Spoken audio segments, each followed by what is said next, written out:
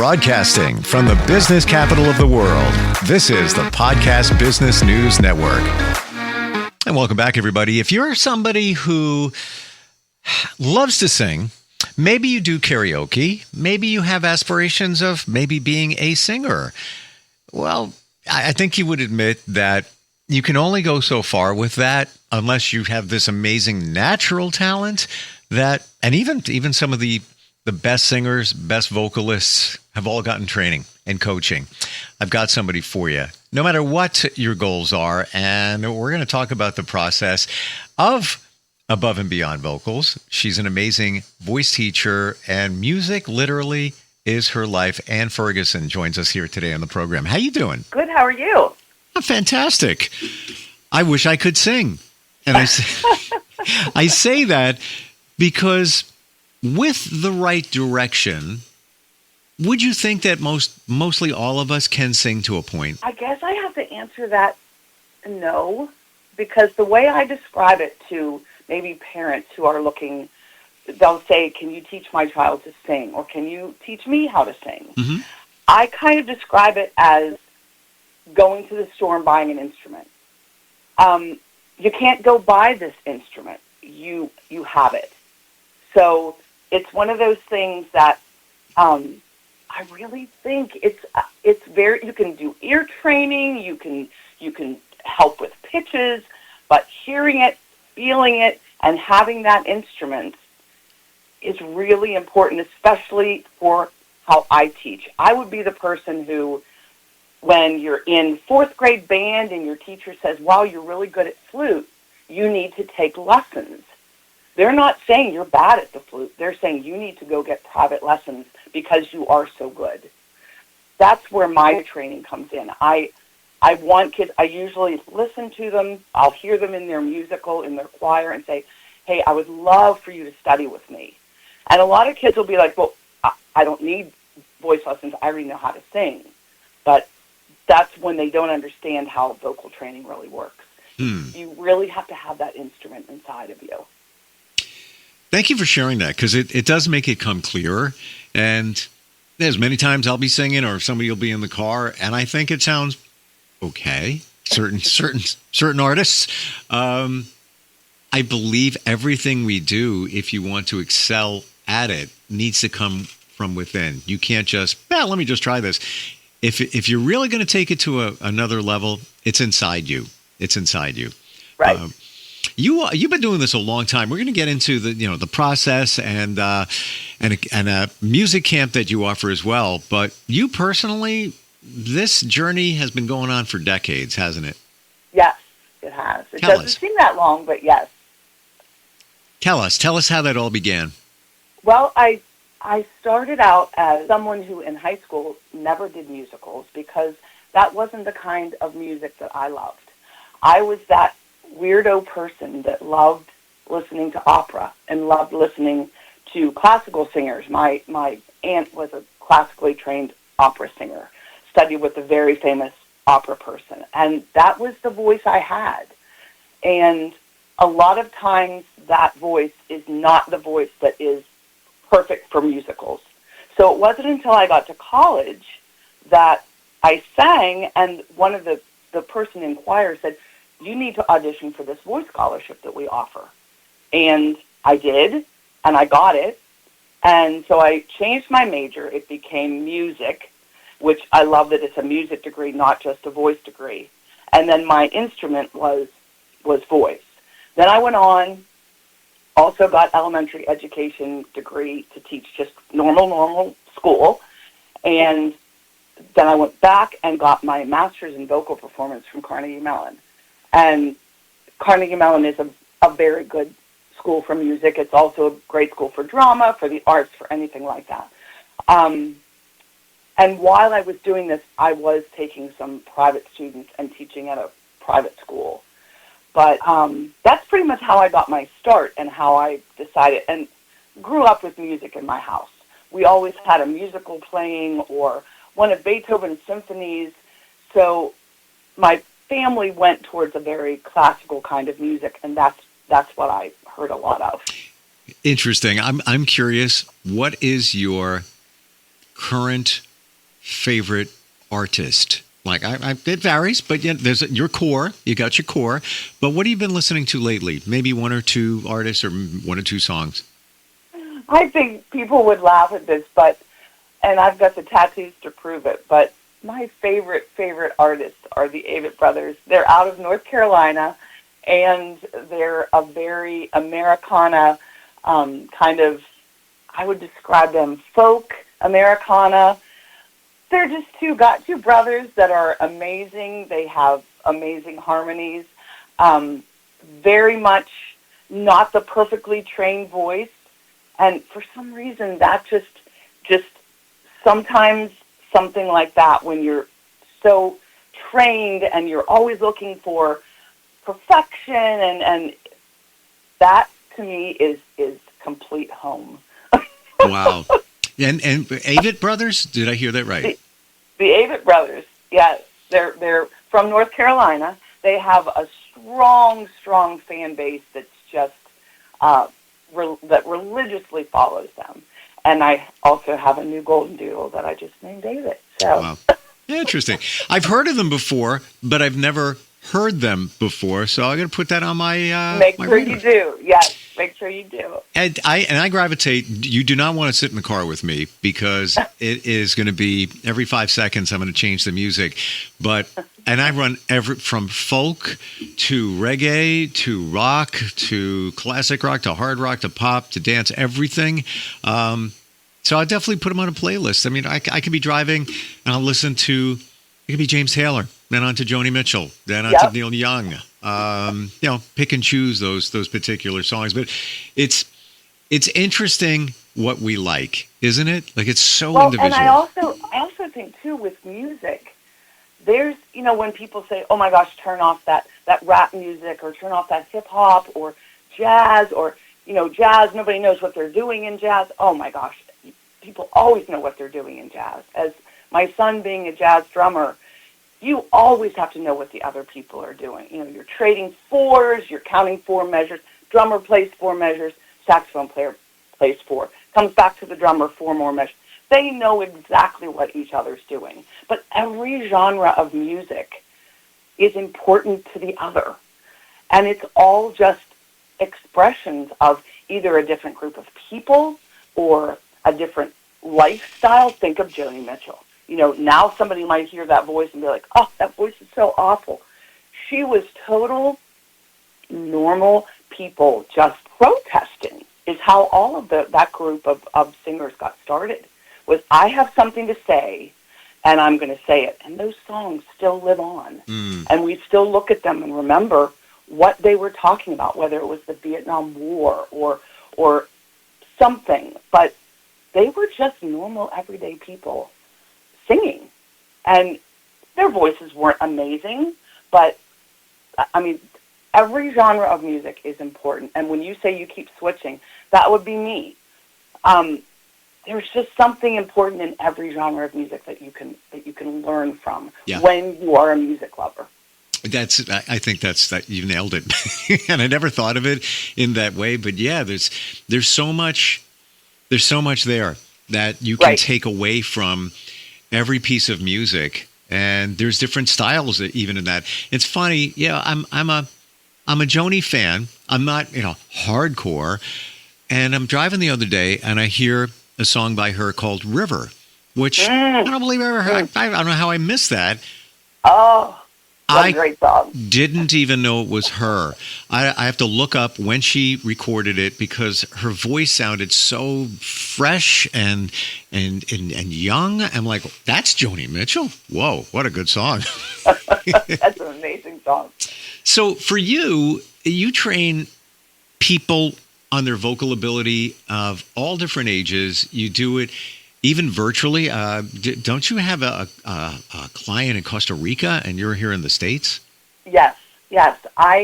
So the way I got started was back in PA when I was teaching. I taught 35 years in the public school system, just teaching elementary school, not music. And when right before I retired, I was starting to get some kids to study privately, because I started working on the musicals at the high school there. So then COVID hit, and I had already retired, thank goodness, and we had to find a way to keep singing. The kids had nothing. All of a sudden, they couldn't perform. The musical was shut down. Called another friend of mine from Carnegie Mellon, who also is a voice teacher. And I said, Betsy, what are you doing?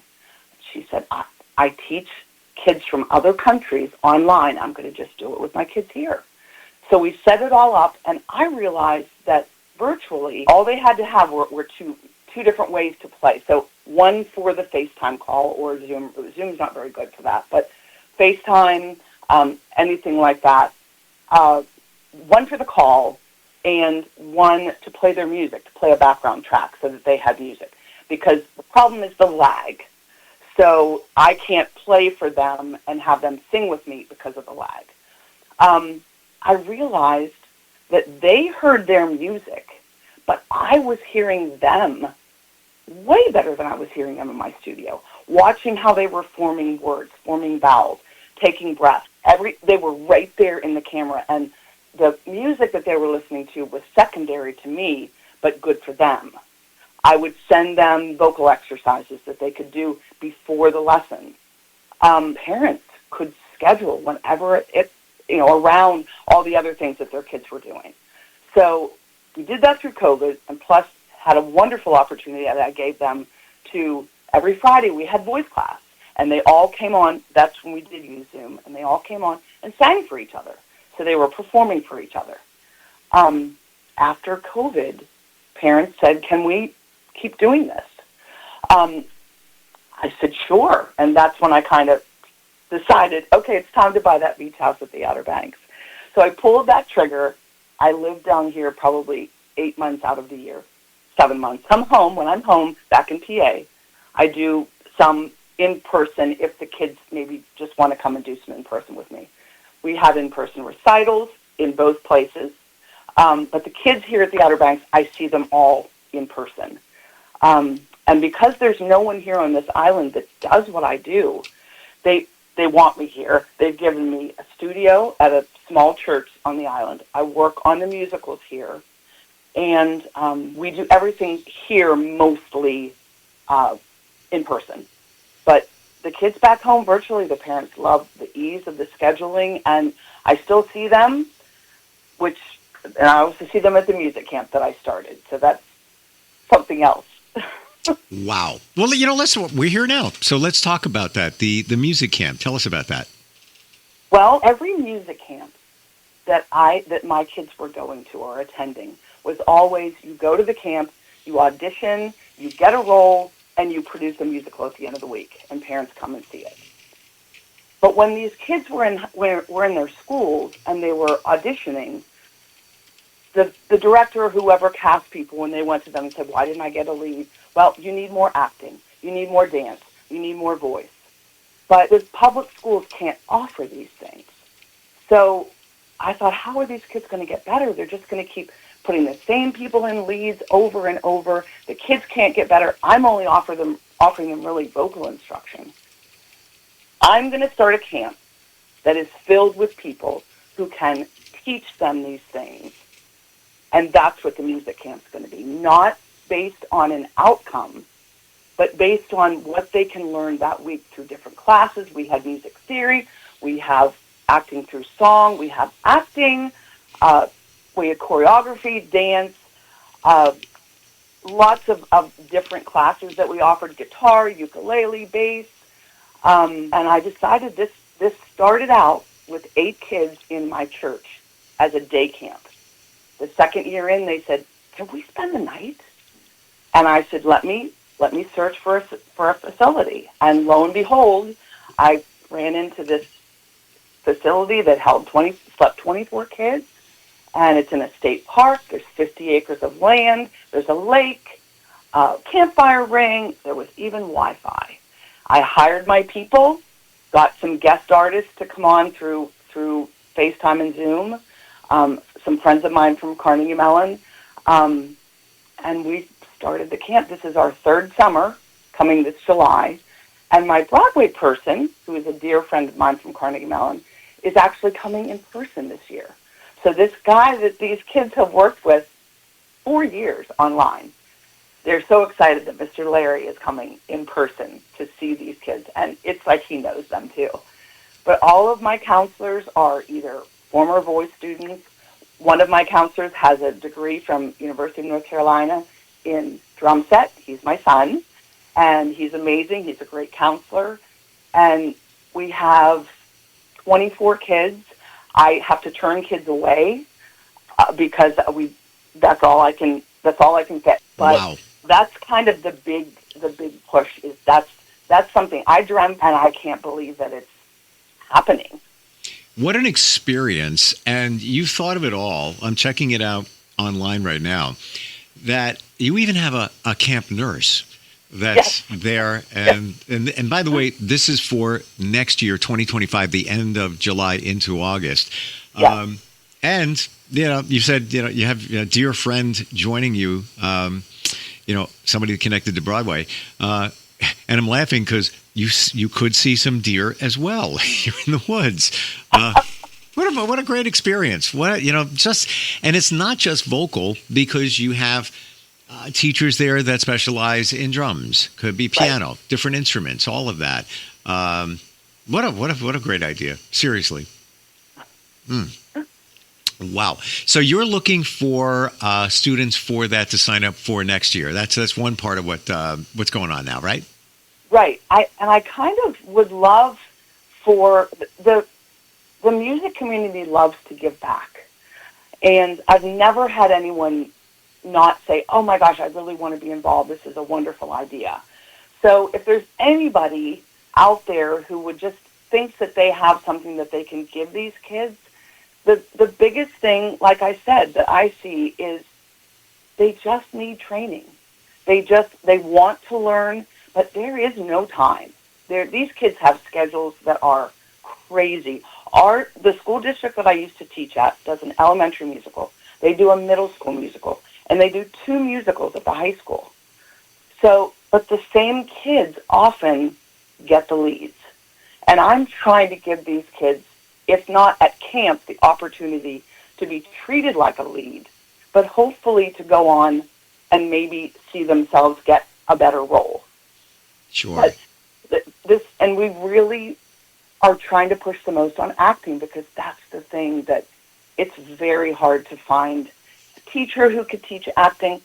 The public schools don't have the money to hire someone like that. It's usually a volunteer. So that's where our Broadway person comes in. He studied with the same voice teacher I did, and he's done many, many plays. So we're trying to give the kids just that experience, not because they're going to be Broadway singers or go into music full time, but because for so many of these kids, this is their safe space.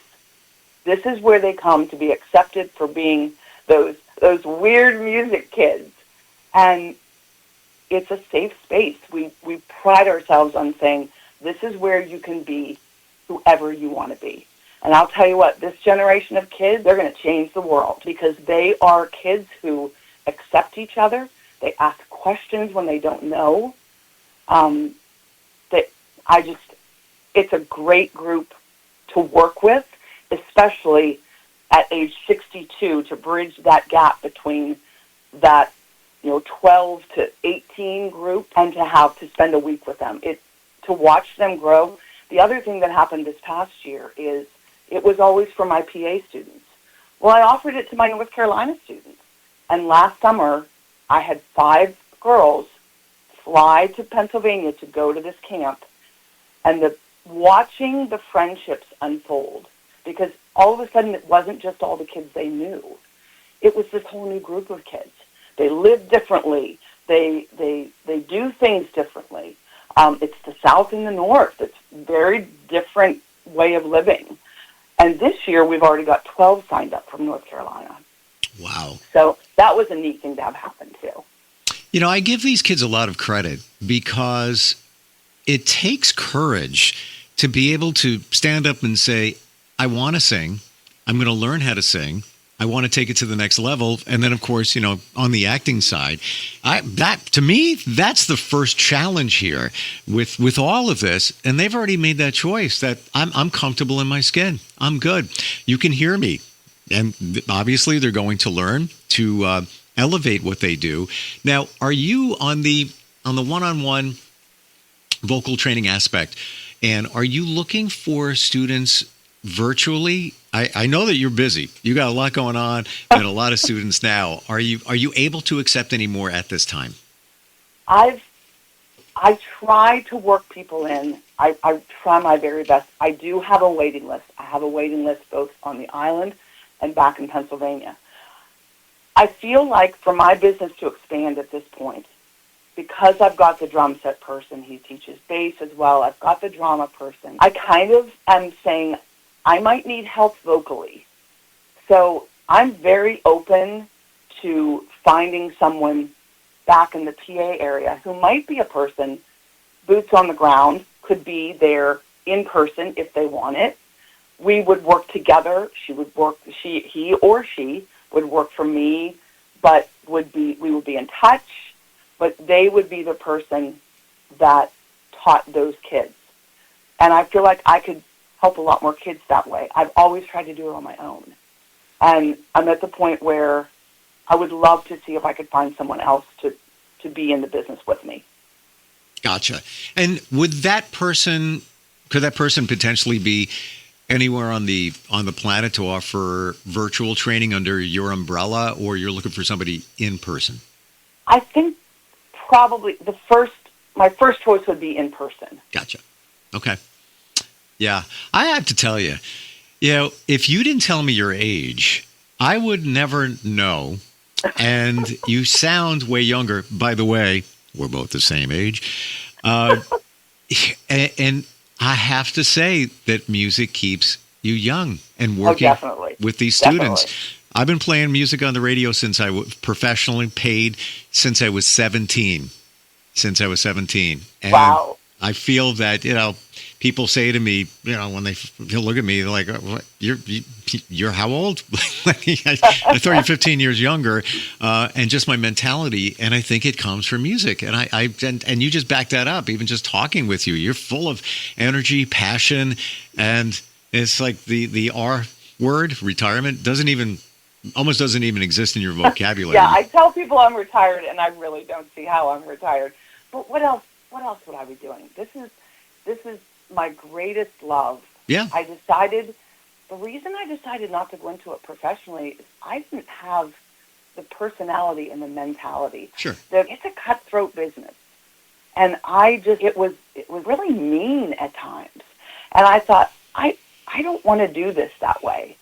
I brought that teaching aspect in. And I also feel like that's what sets me aside as a voice teacher, is that I don't just have that degree in voice, but I've got the degree in education, so that when a kid doesn't get something, and my son always reminds this to me as a drummer, he'll say, Mom, make it tactile, clap it, make them clap it. You're not doing that. You're just, snapping, or he said, make them clap it. That changes the whole way you're looking at the rhythm. Singers are terrible with rhythms. If they don't know it, they make it up. Ask Stephen Sondheim. Wow. So he would always say, try it this way. So as an educator, I feel like that makes me all the more better of a voice teacher, because if the kid doesn't get it, it's not their fault. It's mine. If a child goes out of my second grade class and doesn't read, not his fault, my fault. I needed to teach him a different way. And there's so many different ways to teach. So I bring that into teaching a child how to be a better singer.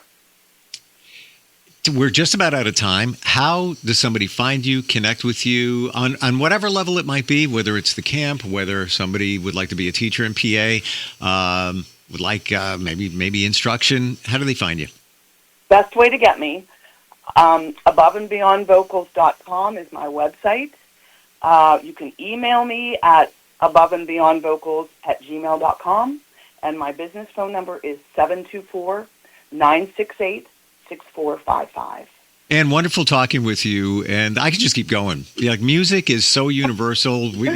I'd love to pick your brain on more artists and hey, did you ever hear this song? And you could do the same. Unfortunately, we're out of time, but thank you for being here today and spreading the awareness and your passion, and truly appreciate it. Thank you. Thank you, Steve. Thank you very, very much. Great talking to you. You too. Broadcasting from the business capital of the world, this is the Podcast Business News Network.